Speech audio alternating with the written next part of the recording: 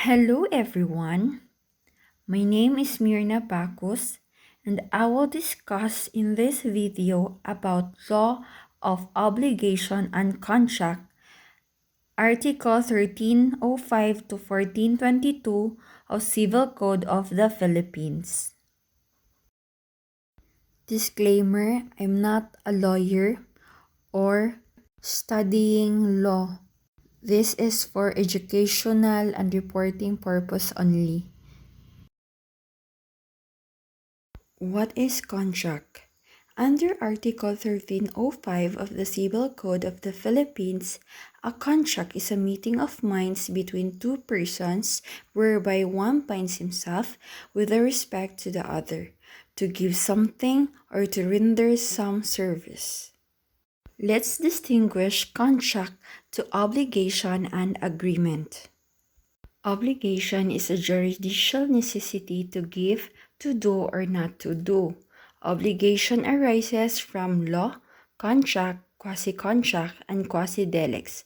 That's why contract is merely source of obligation.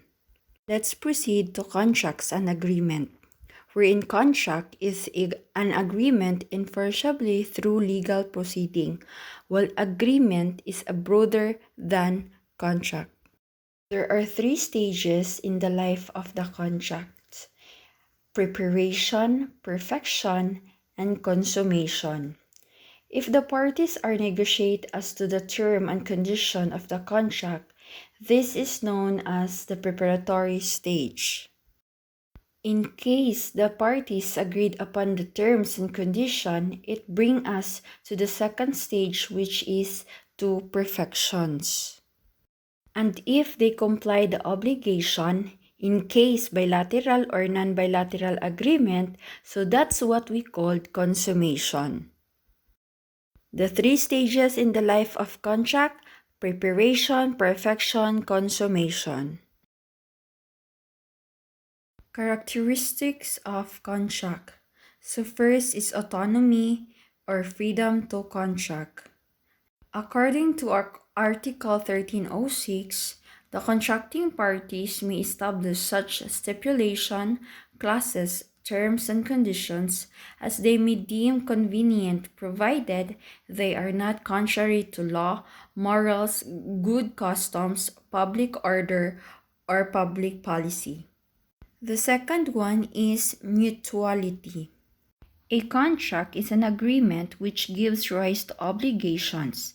It must bind both parties in order that it can be enforced against each other. So therefore, its validity or compliance cannot be left to the will of one of them. The third one is relativity. Under Article 1311, contracts take effect only between the parties, their assigned, and hers.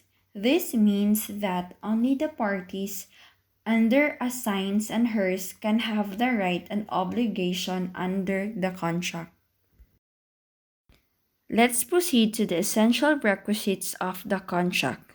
And the following are the consent, object of the contract, cost of the contract.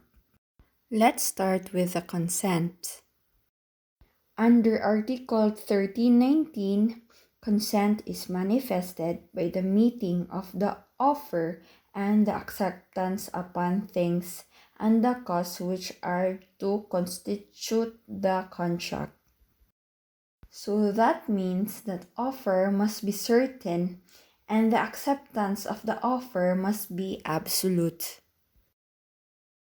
Under Article 1327, there are the following people that have no capacity to engage into a contract. Let's proceed to the second requisite, which is the object of the contract. According to Article 1347, all things which are not outside the commerce of men, including future things, may be the object of a contract.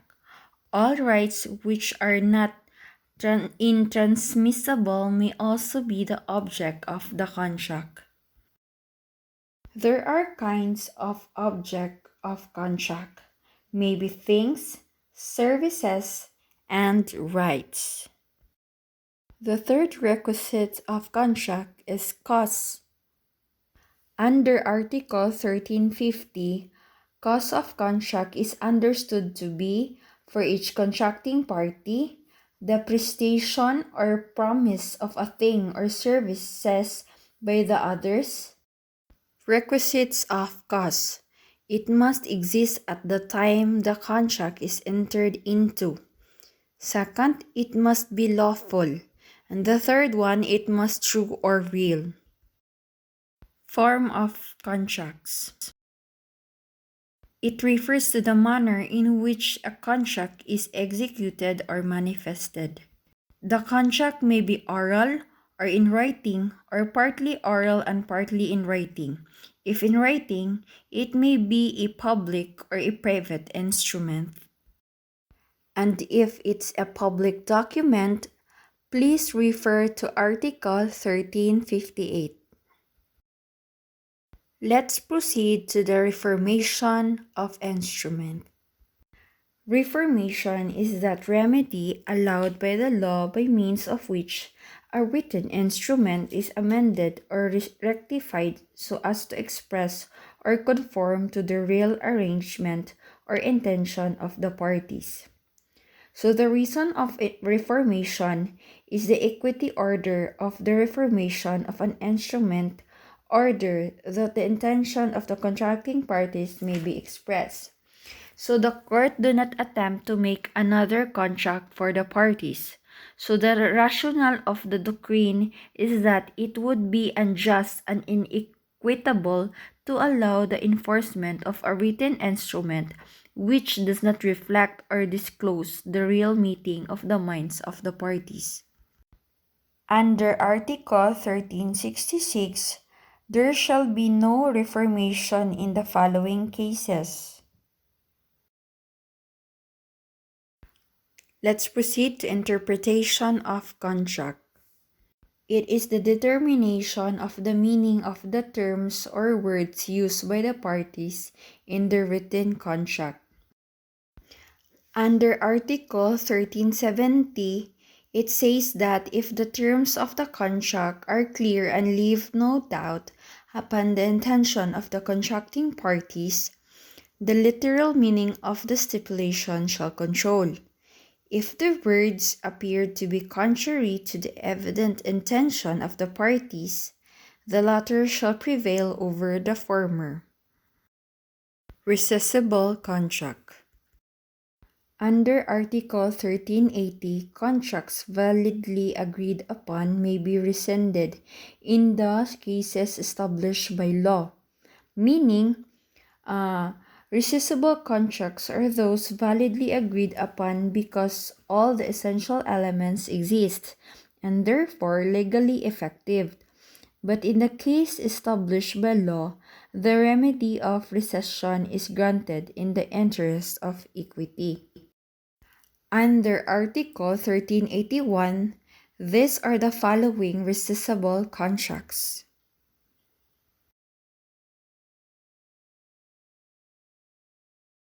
We are now proceed to voidable contract.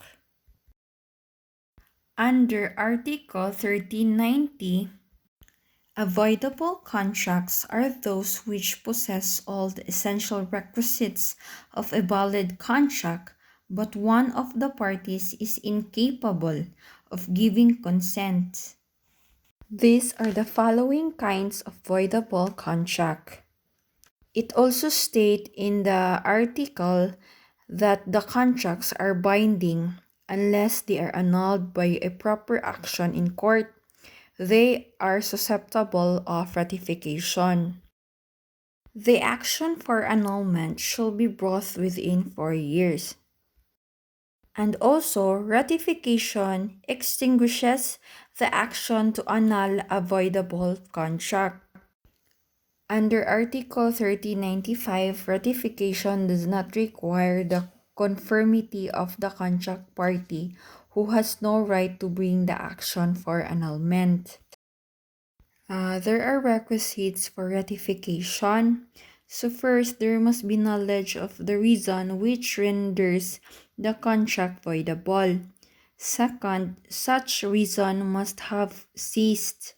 And the third one, the injured party must have executed an act which necessarily implies an intention to waive his right.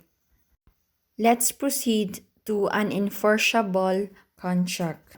Unenforceable contracts are those that cannot be enforced in the court or sued upon by reason of certain defects provided by law unless they are ratified according to the law. Under Article 1403 are the kinds of unenforceable contract.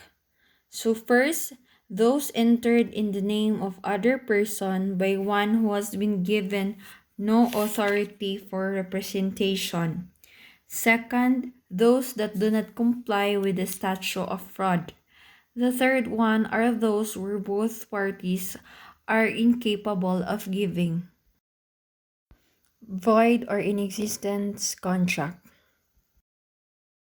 There are 7 instances of void or inexistence contract under Article 1409.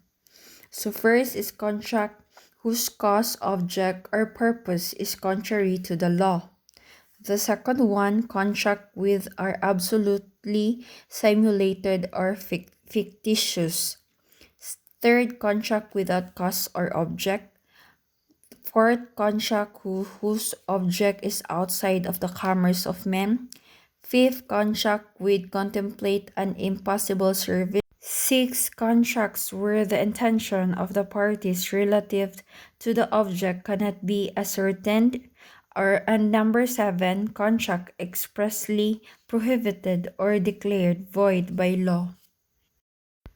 Under Article 1417, when the price of any article or commodity is determined by statute or by authority of law, any person paying any amount in excess of the maximum price allowed may recover such excess. The best example of this article is the suggested retail price. Article 1418. When the law fixes or authorizes the fixing of the maximum number of hours of labor, and the contract is entered into whereby a laborer undertakes to work longer than the maximum thus fixed, he may demand additional compensation for service rendered beyond the time limit.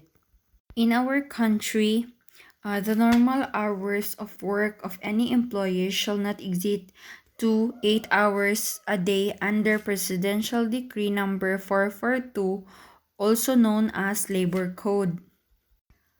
Article 1419, when the law sets or authorizes the settings of minimum wage for laborers and a contract is agreed upon by which a laborer accepts a lower wage, he shall be entitled to recover the deficiency.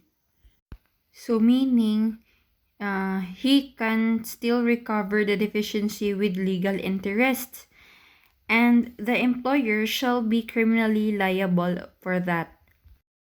So in summary, contract is meeting of minds between two persons.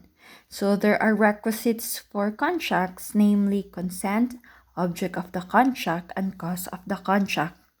We also have stages of life of contract, namely preparation, perfection, and consummation. The law requires individuals who enter into legal agreements to uphold their end of the contract. In business contract and other types of contracts, one party has the right to pursue legal action against the other if he or she breaches the agreement. So this is the end of my discussion about the law of obligation and contracts in Article 1305 to 1422 of Civil Code of the Philippines. Thank you so much and God bless.